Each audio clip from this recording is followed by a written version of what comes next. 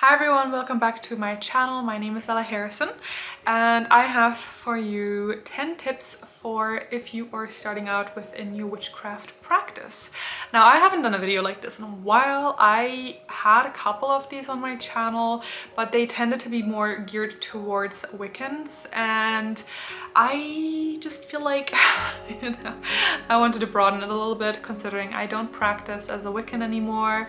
I'm a German folk witch, and so these are going to be a little bit more general within the witchcraft and practitioner world, let's say. Also, I am going to be filming this exact same video in German, so if you want to see this video in German, just keep an eye out on my channel and you'll see it pop up very soon, or potentially it's already up. So the first tip in this video is going to be pick a topic and research it.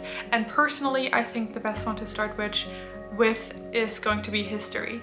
The kind of history of witchcraft, of the occult. It'll give you a little bit of a starting point.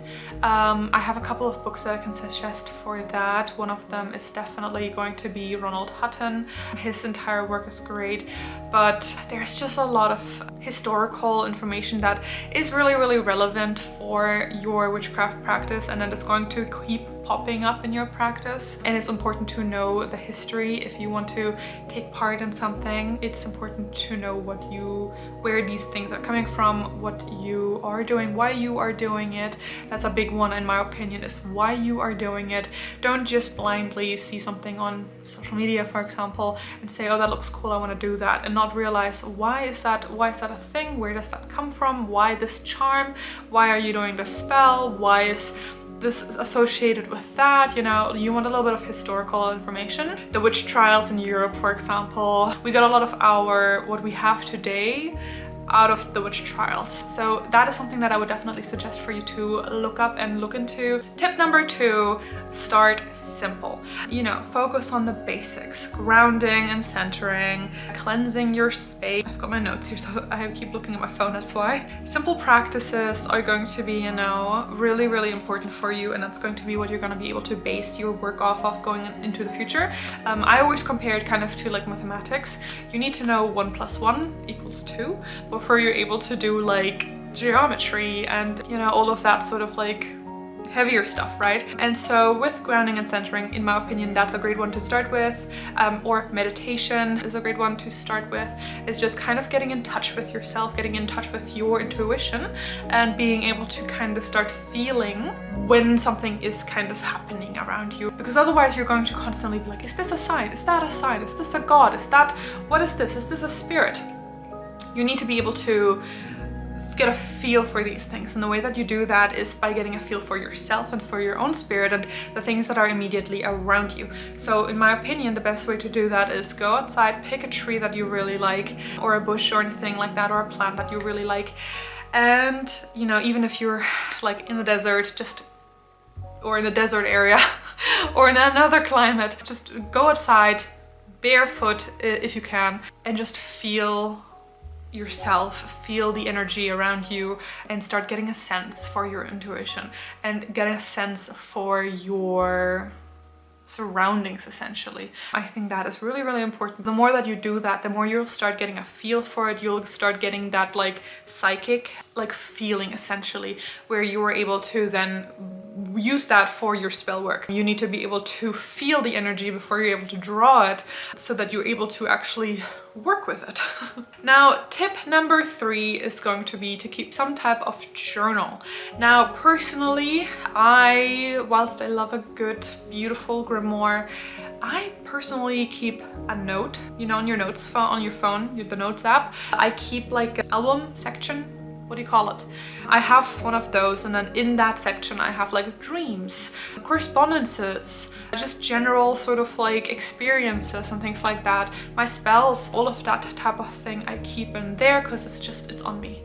I have my phone on me all the time. It's just really handy if I need to look up something. It's also really important just for you to be able to get a hold of your own like experiences and see what you have, where you've already kind of been, how much you've grown. It's really important. The next tip is going to be to personalize your practice.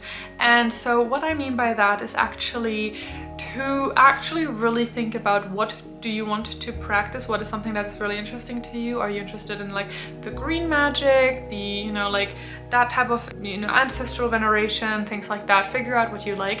Personally, as a folk practitioner, I always say go local. That's going to be where you're going to have the best access to, and have a look what is something that is part of your culture, something that, you know, you have a connection to already just by growing up in that culture. So personally, I think that that is probably one of the best approaches, unless you want to go into a specific tradition, like for example Wicca, Thelema, what have you.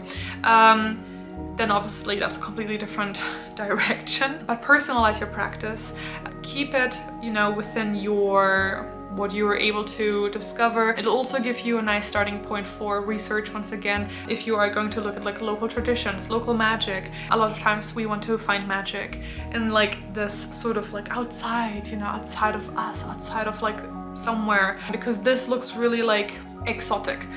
Don't like that word, but you know. And a lot of times there's magic in front of your door, right where you are. You don't have to look that far, and a lot of times that is going to be the one that is going to resonate much more. It's going to feel like coming home. Folk magic feels like coming home, but in general, traditional witchcraft a lot of times is going to feel like coming home, because you are working with the local spirits. You're working with things that are around you, that are with you every single day, with your house spirits and things like that. It's just going to feel much more relevant.